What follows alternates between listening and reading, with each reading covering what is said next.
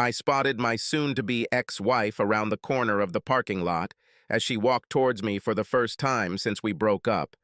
When she noticed that I was waiting for her at the entrance to the cafe, I noticed a slight trembling in her gait. I gave her a disarming smile and said hello as she moved even closer. We met at the entrance and went inside. After a brief greeting, I directed her to an occupied table by the window, where a rather large and fit man of our age was sitting. "April, this is my old friend, Sean. Sean, this is my April, my ex."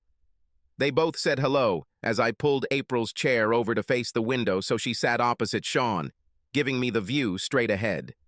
"April, I haven't seen Sean here for several years. We previously played in tournaments together.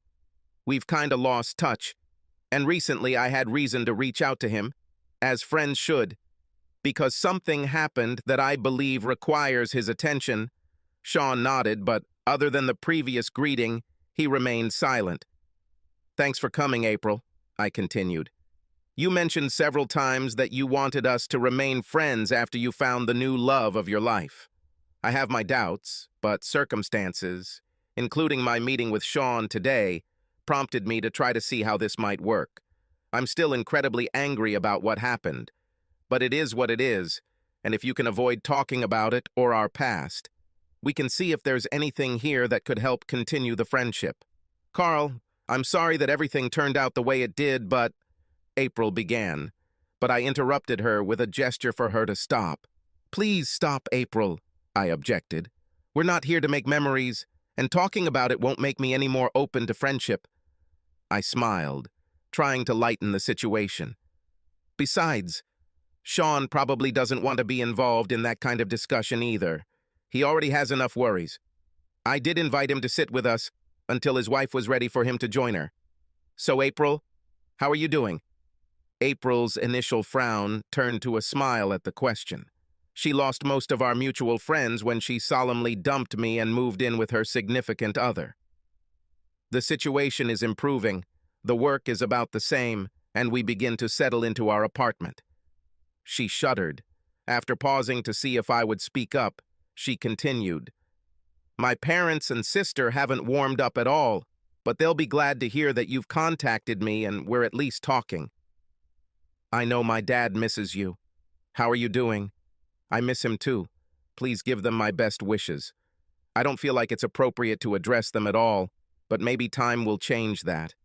Then I continued, "I'm doing more or less well, although I'm a little unsettled in most aspects of my life, so I'm trying to get back to doing other things. For example, the other day, I accidentally crossed paths with Sean's wife, after which I contacted Sean. Maybe now we are just acquaintances, but once upon a time, we were friends. You know me, I appreciate a good, honest friend who you can rely on."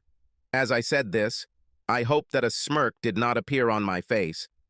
Suddenly, Sean spoke. "Yes, although a few years ago we kinda lost touch with Carl, and I'm sorry for that, but this often happens as we dissolve into our families.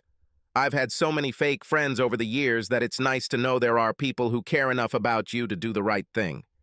And April, I think I can be that kind of friend to you," I said, pointing out the window.